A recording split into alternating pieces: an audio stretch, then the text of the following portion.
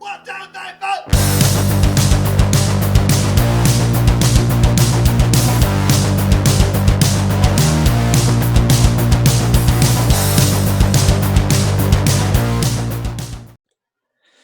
All right, so the first thing we want to talk about is Dr. Fauci. Everybody knows Dr. Fauci. He's been on ABC. He's on with Trump like every day. He's part of the coronavirus task force. Yes, task force. He's been on Pardon My Take. He's been on Barstool Sports stuff. Everyone knows this dude. But so he came out and said either today or yesterday, I can't remember. He said sports can come back, but without fans. They actually did a survey somewhere up in the north that said 72% of people said they would not attend sporting events if they came back before the vaccine. Is that how y'all are feeling or what? Sign me up. Let's go. I'm going. Yeah. A vaccine could take anywhere from 12 to 18 months. Yeah. Well, it could take 12 to 18 months from when they found it. So they would put it in a person, and then they would have to monitor him for 12 months or, all that good stuff. We're looking for even longer than that. Yeah. All that tells me is that tickets can be super cheap. And you could probably move down. Yeah. Who's going to stop you? Yeah. That stupid lady in the Smoothie King Center that stopped me like 3 times. Bro, I tried everything. Did I tell you about that, Taylor? We went to the Pelicans game, and I acted like I was on my phone. I was trying everything. No, but he said sports can come back sooner than later. He said that stadiums, no fans. He's like 3 or 4 things. Stadium, no fans.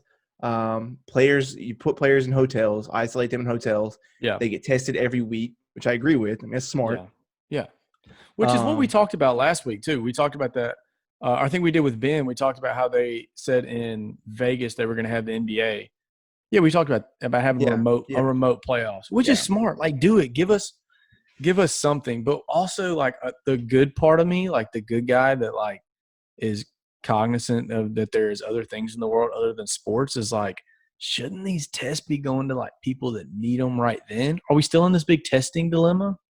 Or do we have enough tests? Readily available now. I know here locally, they're actually doing drive-in tests now, just for the public. So yeah, a lot better than what it used to be. Yeah, and then they developed the one that takes 5 to 10 minutes now too to get the results back. Yeah.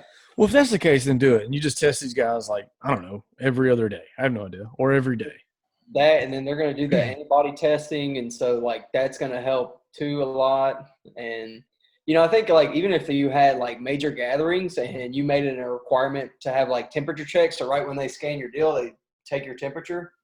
And then whenever you come in, you have to wear your mask or whatever the case may be. If that was a sense for a period of time, whatever, you kind of just monitor it, because they're also talking about a second spike too, which is going to happen once you start to, have all businesses open back up and everything. Bro, so here's what I foresee. They're going to make this app. You're going to get tested. The results are going to go to this app. And in order for you to get in public places, you're going to have to show them the app. And it says, I tested negative at such and such time on such and such day. Did I just become a millionaire? I don't know. This is all – it's crazy. This whole situation is still crazy. Yeah. You think, all right, first case came up in China November? Something like that. And then the U.S. had its first case the end of February. So you're telling me this thing's spreading as fast as it is right now after we've obviously known that it was here. But you're telling me it took, December, January, February, 3.5 months for it to get here? Yeah, I don't believe it. I don't know. That's all conspiracy. My main thing is, though, we might be getting some sports back. Yeah. PGA came out yesterday, said that I believe it was the second weekend in June. They actually scheduled the first tournament to come back. So that's good. I'm fired up about that. And then you got UFC. UFC talking about in May, May 9th, 19th, something like that. They've got a card. It's got Ferguson, Cejudo, Ngannou, Greg Hardy, Rose. Now, obviously, these are all verbal yeses. They don't have a place. They don't have who would – I'm guessing the top of the card would be Tony Ferguson, Khabib, obviously. Could be, or is it Gaethje? And could be, or Gaethje and yeah, no, Ferguson. it's Gaethje. It's Gaethje and Ferguson. Yeah. Yeah, you're right. I'm guessing that would be the top. Rightly so, I guess. But it's an incredible card, and you got a bunch of yes verbally, but it still like gets me all in my feels. Like that'd be the best fight of all time.